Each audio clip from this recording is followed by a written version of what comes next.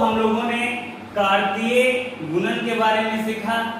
अब आपको मैं ले चलता हूँ संबंध क्या है, संबंध की परिभाषा पर, और संबंध एक एक संबंधों से आपको मैं परिचित कराने वाला हूँ, तो बने रहिए। चलिए, हम कहा जाता है कि यदि ए एवं बी, यदि ए एवं बी कोई दो अरिक्त समुच्चय हो, समुच्चय हो, तो A into B, A cross B का प्रत्येक उपसमुच्चय का प्रत्येक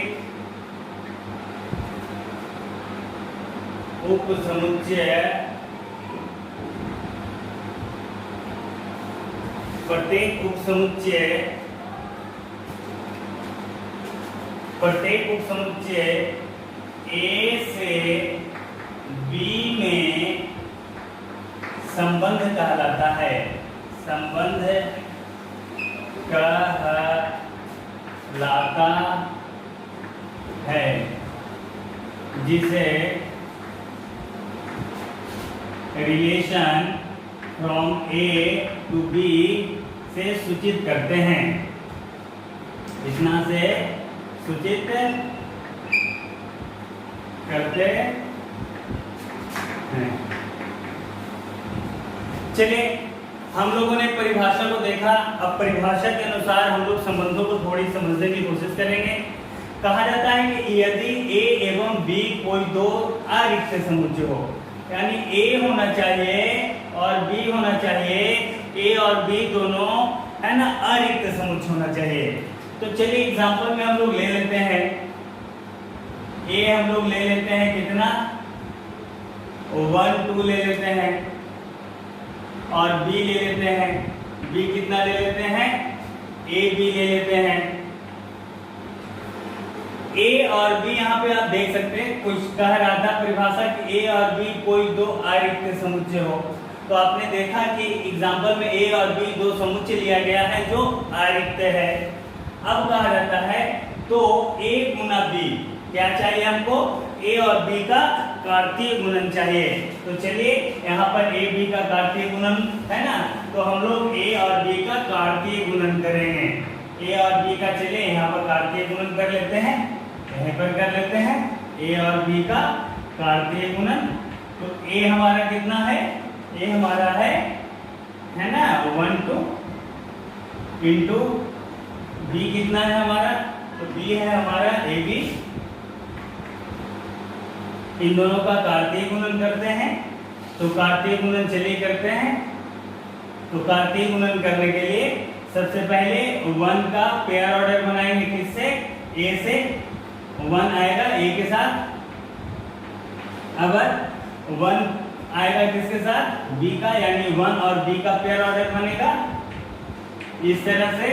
अगर 1 का और किसी से नहीं बनना है तो अब 2 का बनेगा किससे, ए से, 2 का पेयर ऑर्डर बना लीजिए ए से।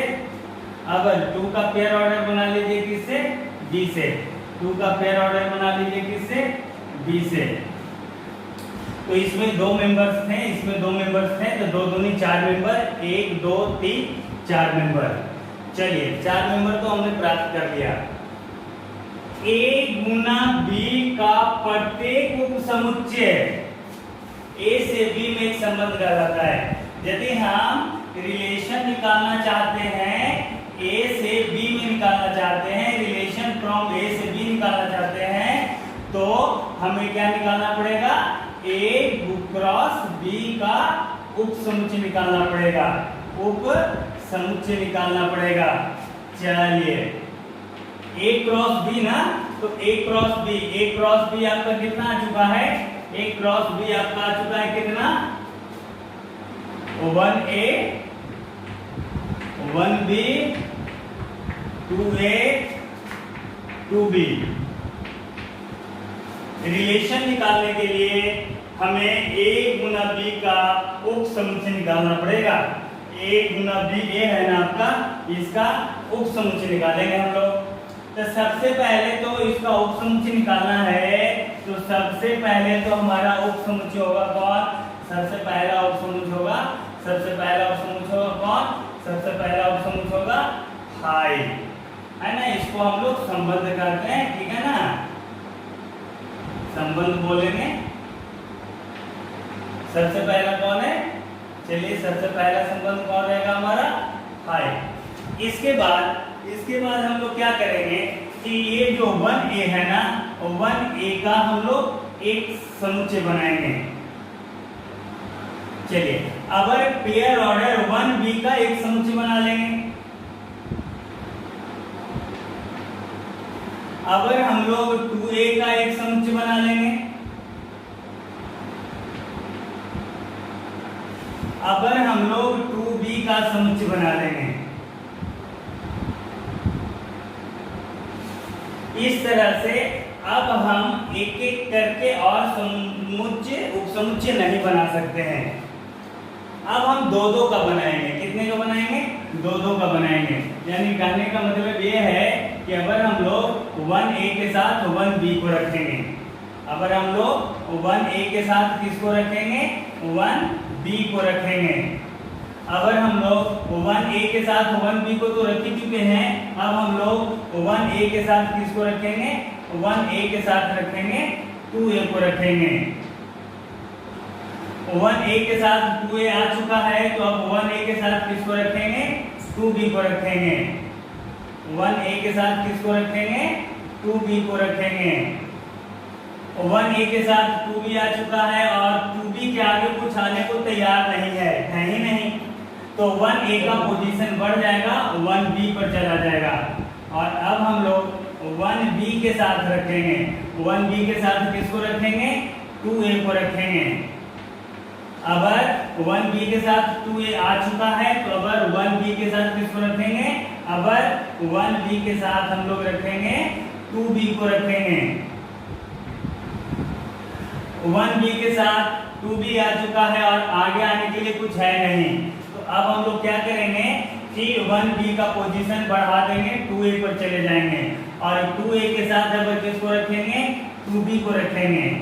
2A के साथ अगर किसको रखेंगे? 2B को रखेंगे। तो 2A के साथ 2B आ चुका है और 2AB के आगे कुछ आने के लिए है नहीं, यानी 2A के साथ आने के लिए और कुछ नहीं बचा। तो 2A की पोजीशन यदि हम आगे बढ़ाते हैं तो 2B के साथ आगे आने के लिए और कोई है नहीं, यानी दो दो का कॉम्बिनेशन अब हम नहीं बना सकते हैं। दो दो पेयर ऑर्डर का कॉम्बिनेशन अब नहीं बनाया जा सकता है। तो अब हम लोग तीन तीन पेयर ऑर्डर्स का कॉम्बिनेशन बनाएंगे। सबसे पहले तो हम इन दोनों के साथ इसको रख लेते हैं, 1A और 1B के साथ हम लोग किसको रखेंगे? 2A को रखेंगे।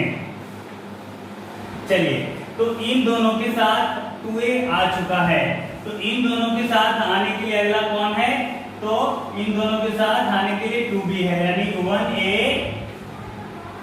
1B के साथ अब कौन आने के लिए है? 2B। 1A 1B के साथ 2B आ चुका है और 2B के आगे कोई है नहीं, यानी 1A 1B के साथ आगे आने के लिए और कोई नहीं बचा है। तो इस दोनों में से सबसे पहले हम 1B की पोजीशन को आगे बढ़ा लेते हैं, यानी कि 1A 2A के साथ किसको रखेंगे? 2B को रखेंगे। 1A 2A के साथ हम लोग किसको रखेंगे? 2B को रखेंगे।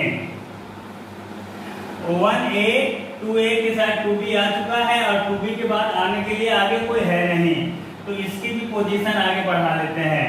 अब 1B 2A के संग 2B को रख देंगे। 1B 2A के साथ हम लोग 2B को रख देंगे। तो इस तरह से तीनों जो है जाकर कॉर्नर में चिपक चुका है और तीन का कॉम्बिनेशन आगे अब नहीं बनाया जा सकता है। तीन पेयर ऑर्डर का कॉम्बिनेशन अब नहीं बनाए जा सकते हैं। तो अब हम लोग 4 पेयर ऑर्डर का कॉम्बिनेशन बनाएंगे। तो चलिए अब हम लोग चारों को रख लेते हैं, 1A 1B 2A 2B, चारों को रख लिया। तो इस तरह से आप देख सकते हैं कि ए जो है ना, इसका प्रत्येक अवयव उसमें मौजूद है, यानी ए उपसमुच्चय है। किसका भाई? तो ए उपसमुच्चय है ए इंटू बी का। इसका भी प्रत्येक अवयव उसमें है, तो यह भी उपसमुच्चय है। इसका भी प्रत्येक अवयव उसमें है, तो यह भी उपसमुच्चय है। इसका इसका ये सब का अवयव उसमें मौजूद है, यानी ये सभी जो है ना ए इंटू बी का उपसमुच्चय है। ए इंटू बी का कितने उपसमुच्चय निकलेंगे? ए इंटू बी का कितने उपसमुच्चय निकलेंगे? जरा सोचिए तो। ए इंटू बी के उपसमुच्चयों की संख्या, उपसमुच्चयों की संख्या, उपसमुच्चयों की संख्या निकालने के लिए 2 का power number of A into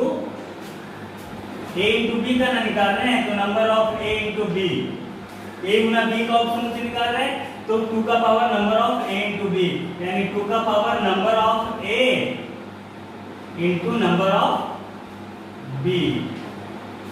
तो जरा देख लेते हैं 2 का पावर नंबर ऑफ ए, तो 2 का power number of A, number of A में कितने मेंबर्स? 2 मेंबर्स, बी में कितने मेंबर्स? 2 मेंबर्स। दैट मींस 2 का पावर 2 into 2, दैट मींस 2 का पावर 4, दैट मींस 16। कितना? 16 उपसमुच्चय निकलेगा। ये जो 16 उपसमुच्चय निकलेगा ना, जो क्या कहलाएगा? संबंध कहलाएगा। इसे हम लोग संबंधों की संख्या भी कह सकते हैं। ए से बी में संबंधों की संख्या, ए से बी में संबंधों की संख्या निकालने का एक क्या हो गया? फॉर्मूला हो गया। ठीक है, ए से बी में कितने संबंध होंगे? तो जितने ए गुना बी के उपसमुच्चय होंगे, और ए गुना बी का उपसमुच्चय निकालने का एक फॉर्मूला होता है। तो इस तरह से 16 होना चाहिए। ये हमारा पहला संबंध है, ये हमारा दूसरा संबंध है, ये तीसरा संबंध है, ये हमारा फोर्थ रिलेशन चौथा संबंध, फिफ्थ रिलेशन पांचवा संबंध, ये हमारा सिक्स्थ रिलेशन छठा संबंध है, ये हमारा सेवंथ रिलेशन है ना, सेवंथ रिलेशन, एट्थ रिलेशन आठवां संबंध, ये नौवां संबंध, ये R10 हो गया 10वां संबंध, R11 हो गया 11वां संबंध, R12 हो गया 12वां संबंध, R13 हो गया 13वां संबंध, R14 हो गया 14वां संबंध, R15 हो गया 15वां संबंध, R16 हो गया 16वां संबंध। तो इस तरह से आप देख सकते हैं कि संबंध क्या होते हैं, दो समुच्चयों के बीच कितने संबंध हो सकते हैं, है ना। तो इसे हम लोग निकालने के लिए सीखें कि कितने संबंध होंगे और कौन कौन से संबंध होंगे, कुल कितने संबंध होंगे और कौन कौन से संबंध होंगे।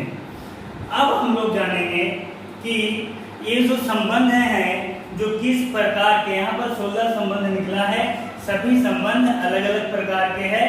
तो अब हम लोग संबंधों के प्रकार के बारे में सीखेंगे।